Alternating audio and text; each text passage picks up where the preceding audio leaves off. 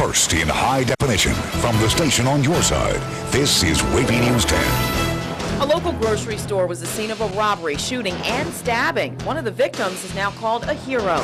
He is a hero. And anything that ever comes up with, he is the guy that you would want to be around. Police are still searching for suspects. We have team coverage and new information in a missing baby case in Virginia Beach. The suspicious death that's now part of the investigation. Plus, the war in Iraq will soon be over. Across America, our servicemen and women will be reunited with their families. Hear when America's troops are coming home. Someone strapped fake bombs to employees' chest, shot a man, then someone in the store stabbed a suspect. It sounds like a Hollywood heist gone wrong, but the story is real. Hampton police say it was part of a robbery inside the Food Lion in the Newmarket Square shopping center between West Mercury Boulevard and Marshall Avenue. We've been following this story on air and online since it broke. You're looking at what a surveillance camera captured inside the grocery store just after 7:30 this morning. The robbers are still on the loose. 10 on Your Side has team coverage tonight. We begin with Melanie Woodrow live in Hampton. Melanie? Well, as you said, those two robbers are still on the loose, and that is, of course, concerning for people in this area and definitely concerning for police. You can see behind me the crime scene tape is down. Investigators have left this Food Lion, but the market itself is still closed. A lot of people coming by don't know that. However, they've been pulling on the door, very unaware of the action that took place here this morning. Claiming to be FBI agents, Hampton police say these two men robbed a Food Lion this morning, along the way placing bomb-like devices on two employees' chests and shooting a beer vendor in the leg. My brother, in my mind, is a hero. Daryl Simpson's brother was that beer vendor who responded quickly. He got into a tussle with one of the gentlemen that did not have a weapon. And he ended up stabbing him with a knife that he has to work with during his route. In action that may have saved others. The other gentleman opened fire on him. As he was running down the aisle, he was shot. The two faux FBI agents got away with cash, leaving two terrified employees behind with those devices still on them. The Newport News bomb squad x-rayed them, determining they were not explosive. 6 customers were also in the store at the time. Police officers and FBI investigators interviewed some employees and customers inside, with many more gathering outside, most comforting each other, happy to be alive. Patricia Whitehead's niece is a Food Lion employee, but was not inside at the time. They need a security guard in here first thing in the morning, really. In the meantime, Daryl Simpson is glad his beer vendor brother was nearby when trouble began brewing. Anything that ever comes up with, he is the guy that you would want to be around if there is a real problem. And hopefully he is going to be okay. I spoke with his wife a little while ago on the phone. She was on her way to pick up their 8-year-old son, then to go back to the hospital where he is having surgery. We're going to check in with her and keep you posted on his condition. For now, reporting live in Hampton, Melanie Woodrow, 10 on Your Side. 7:30 in the morning. News of this robbery spread quickly. Some customers found out when they went to pick up the groceries. Others heard the sirens from the homes, and they wanted to see what was going on, what was causing all of this commotion. Then on Your Side's Ann McNamara is here to explain what it was like for those living close by. Ann? Tom, as you can imagine, the details of this crime, the FBI disguises, the beer vendor shot, the fact that it happened at this popular grocery store all caused news to spread and spread fast. But some people say they've heard these types of stories one too many times in this neighborhood, and they've had enough. If it's your turn to get the groceries, that's why we got the basket. We put our groceries up in here. You might not get anything on your list. We're going to cook some chicken and dumplings. At least not at Newmarket Square. Police say 2 suspects walked into Food Lion dressed as the FBI, one with a gun. Somebody walked Food Lion, stabbed one and shot one. It was the vendor they shot in the leg. Police say a beer vendor stabbed one of the suspects and got shot in the leg. I'm glad I wasn't in Food Lion when that happened. Hello. These 2 mothers weren't there either, but they heard the sirens down the road. We were sitting up and getting stuff ready, and they were just flying from every direction. They typically buy from the Food Lion, but this morning they're selling. You need something that buttons up? No, just loose. Selling all their stuff so they can move. One reason for leaving, the crime in the neighborhood. Apparently, from what we heard, was they shot somebody. All this stuff must go so they can. My husband's having a cow. Yeah, that was the first thing He's I was freaking out that we're out here doing this. Once she left, I'm sitting there and I'm like, oh my God, I'm here by myself. What if they walk up and pretend to be customers? As for the customers who set out to shop at Food Lion, well, they'll just have to make other plans for dinner. No chicken tonight. There ain't no grocery store gonna be open tonight. I overheard a lot of people in that parking lot talking about those FBI disguises. Tonight at 6, 10 on Your Side shows you how easy it is to look like law enforcement. It was one-stop shopping for us. That's all new tonight at 6. Ann McNamara, 10 on Your Side. Police learned about that robbery through 911. 10 on Your Side put a request in for that phone call. Let's look at the surveillance video one more time. If you recognize these suspects or if you've seen them, call police. We're following breaking news on Hampton Roads Interstate. State police are working an overturned vehicle. This is I-264 West near the Lynn Haven Road exit in Virginia Beach. You can see only one lane is open. VDOT just cleared an accident involving several vehicles at the Monitor Merrimack Bridge Tunnel. There's still a backup several miles long there. Virginia Beach police believe they may have found the body of a missing baby in an oceanfront hotel parking area. We first told you last night at 5 about the search for Janiyah Whiteman. This morning, officers arrested the man who was supposed to be taking care of her on unrelated charges. 10 on Your Side's Ava Hurdle is outside police headquarters with details for us. Ava? Well, Nicole, Lawrence Smith, the mother's boyfriend, is behind bars tonight on unrelated charges. Now, the body of a child was found in an area of the 5th floor of this parking lot at the Country Inn and Suites off 18th and Atlantic. The grim fine hours after police nabbed Smith. He was the last one seen with 11-month-old Janiyah Whiteman, whose mother left her in his care when she went to jail. So far, he's not facing any charges. Now, ahead at 6, we'll hear from her family as well as police about this developing story. We're live in Virginia Beach. Ava Hurdle, 10 on Your Side. Well, President Obama says the war in Iraq is ending. U.S. troops are getting ready to pack up and leave. 10 on Your Side's Andy Fox is here now with more on the homecomings. Andy? Tom, a big announcement on a big day. Today, President Obama announced the end of one of the longest military conflicts in American history. Right here in that country, the U.S. has been in Iraq for nearly 9 years, and the president promises all our troops will be home by the holidays. Today, I can say that our troops in Iraq will definitely be home for the holidays. It was an emotional announcement from the president. President Bush agreed to a U.S. pullout by 2012. Since 2003, the Pentagon says the war has cost 4,469 U.S. lives, 32,000 U.S. wounded, 1,146 U.S. amputees, and $700 to $800 billion in costs. In Iraq, the last 39,000 U.S. forces are loading up, celebrating years of effort. Iraqis now in charge. They've got an operating democratic government of sorts. But civil war remains possible. Critics complain the pullout is premature. There is perception around the world that the United States is weakening and withdrawing. President Obama would have left some troops in Iraq as trainers and possible targets, but the Iraqis would not grant them legal immunity, so he pulled the whole force. The long war in Iraq will come to an end. It's a popular move. That's fantastic. The end is great. The toll it's taken on our economy, it's really just been a disaster for the country. Mr. Obama says his earlier drawdown switched the focus back to al-Qaeda, helped get Osama bin Laden. Now the president says we can better focus on jobs. Because after a decade of war, the nation that we need to build, and the nation that we will build, is our own.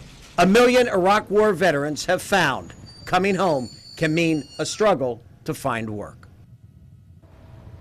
And, of course, that is a big announcement. As for Afghanistan, the president says he still plans to withdraw U.S. troops from Afghanistan by 2014. I'm Andy Fox, 10 on Your Side. New information in a deadly accident in Chesapeake. Police say speed contributed to the early morning crash that killed 49-year-old James Walton of Chesapeake.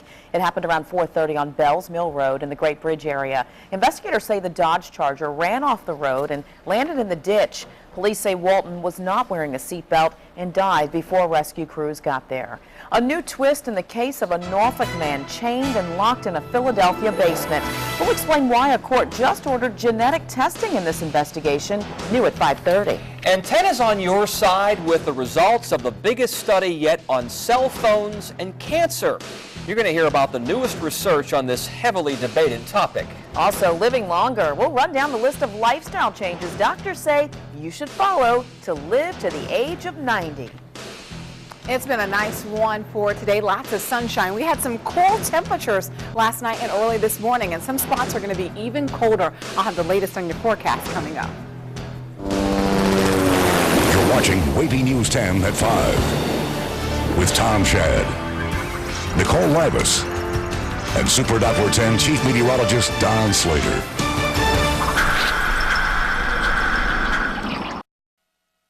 Cardiologists say making several lifestyle changes could help you live far into your golden years. New research from Northwestern University lists 7 steps doctors say will give you a 90% chance of living to the age of 90 or 100.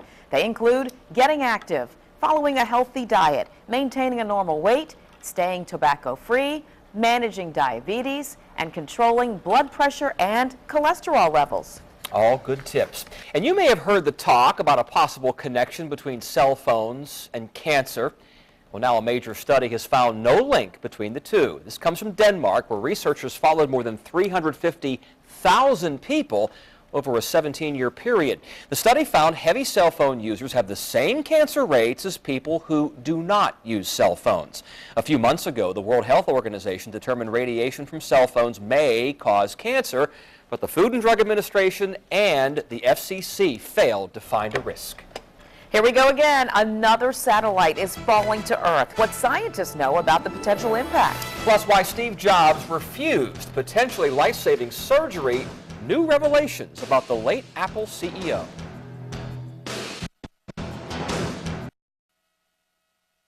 Heads up, another dead satellite is about to hit the Earth this weekend, but we don't know where. The Roche Scientific Research satellite belongs to Germany. It weighs close to 2 tons, and it's expected to land in pieces. German scientists say they won't know where until about 2 hours out. They say the chance a piece of debris will hit someone, that's about 1 in 2,000. You may recall last month a dead NASA satellite crashed into the Pacific Ocean. He was bullied in school and planned to destroy the Android operating system. That's among the revelations coming to light in a new biography about the late Steve Jobs. NBC's Mark Barger has a preview of what's on the pages of that book that hit store shelves on Monday. It may not sell as fast as his Apple products, but Steve Jobs' biography will be big, topping bestseller list even before its Monday release. One of the 2 or 3 biggest books of the year, if not the biggest book of the year, frankly. The late Apple CEO granted author Walter Isaacson more than 40 interviews over 2 years for the book. Among the revelations, Jobs' regret over resisting pancreatic cancer surgery for 9 months back in 2003.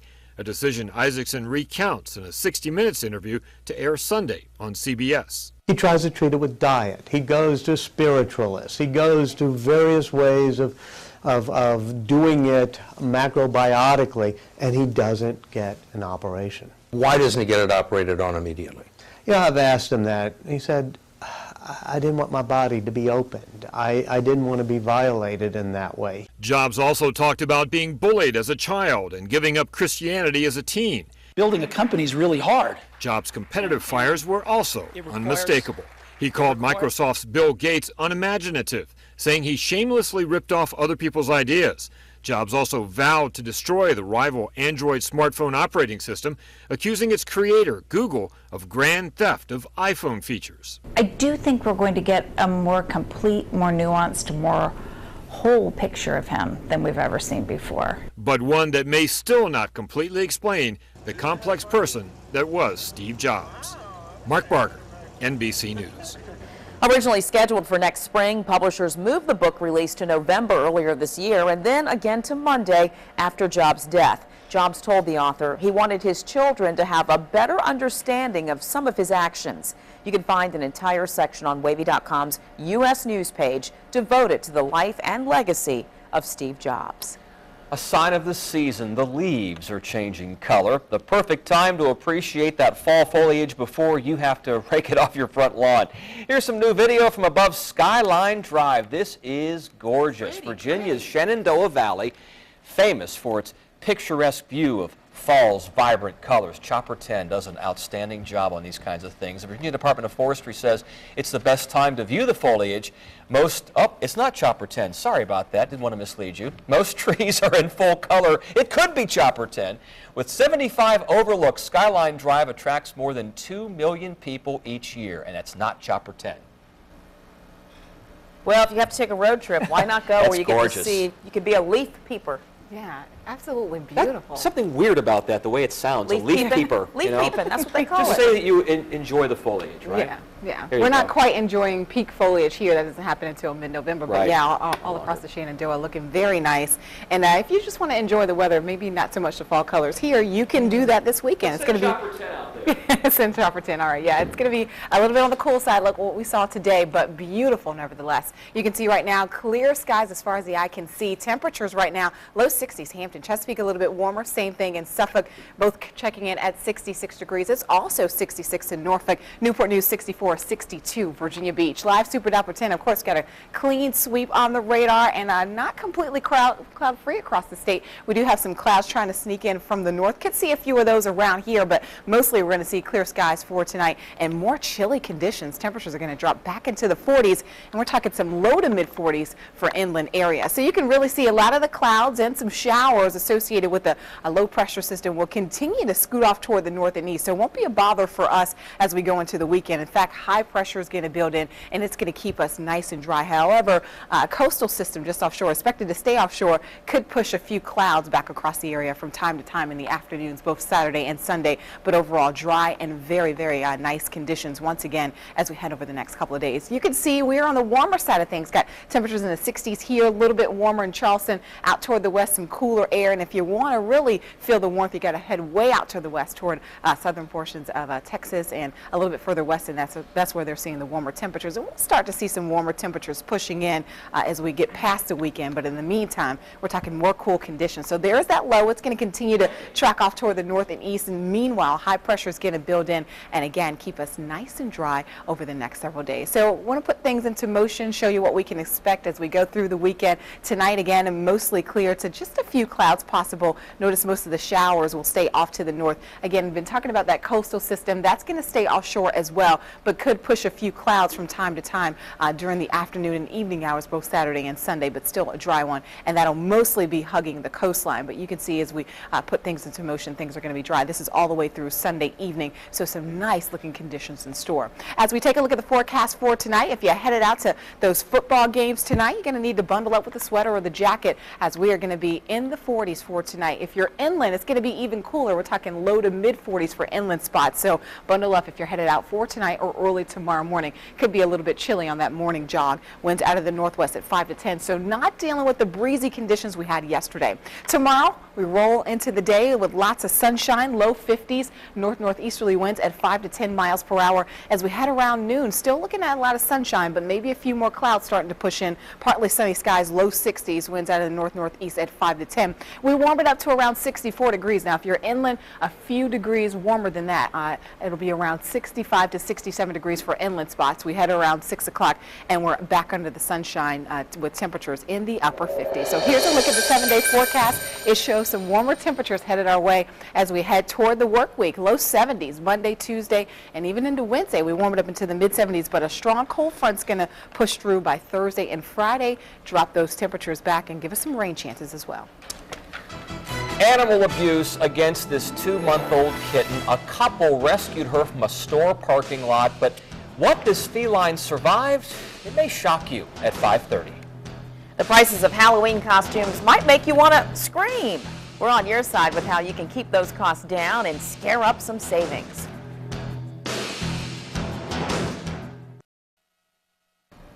It's a frightening figure. The National Retail Federation says Halloween spending will reach more than $6.5 billion this year. The average household will spend more than $72 on decorations, costumes, and candy. There are ways to dress up for less, though. Thrift stores such as Goodwill usually have pre-made costumes half off the original price. You'll also find what you need to make your own costume a lot cheaper there. Also, look around your house. Dollar stores also have inexpensive accessories that can complete your look. The day after Halloween will be a big clearance day. You can buy next year's costumes and accessories at huge discounts. Don't forget to head to our Halloween guide on WAVY.com. Just click on the link on the homepage, and here you'll find trick-or-treat times, safety tips, a list of Halloween happenings, treat recipes, and more. You can submit your photos there, too, for our Halloween costume contest. And I'm sure there'll be a lot.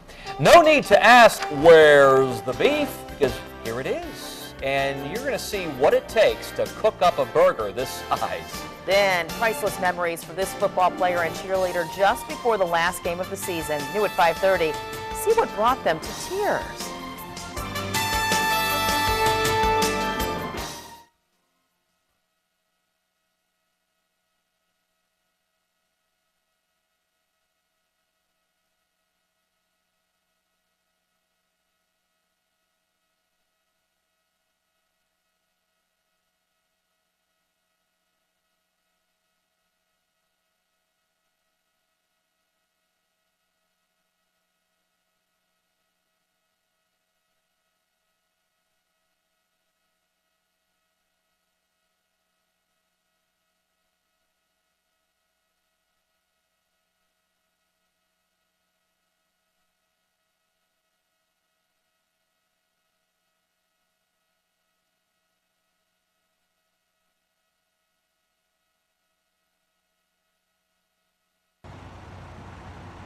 Test check 1, 2, 3, 4.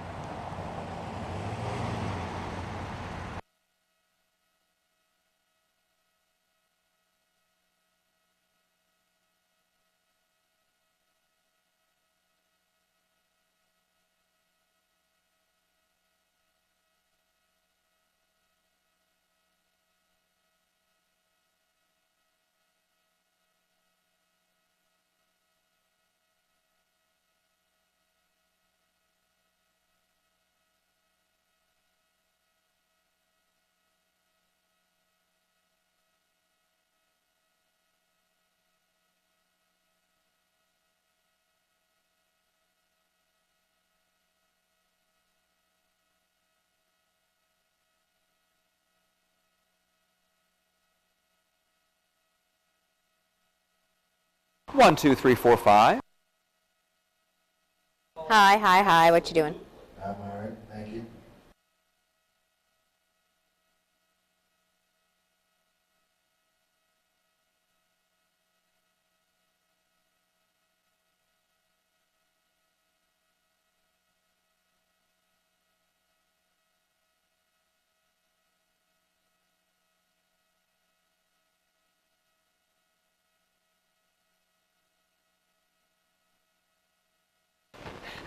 That's called the Absolutely Ridiculous Burger. You can see why. A Detroit area cooked up a 338-pound hamburger. It took Malley Sports Grill and Bar 22 hours to cook a sandwich that measures 3 feet high. The bun, it weighs 100 pounds, and there's 20 pounds of cheese on it. That's good for your arteries. Not to mention tomatoes, onions, pickles, bacon, and lettuce. The big burger packs 540,000 calories, in case you're wondering, about 100 pounds of grease cooked off the burger. This massive menu item will cost about $2,000. The price includes fries and a drink. No word on how it tastes or how big that drink is. Stay with us. WAVY News 10 at 5:30 starts right now.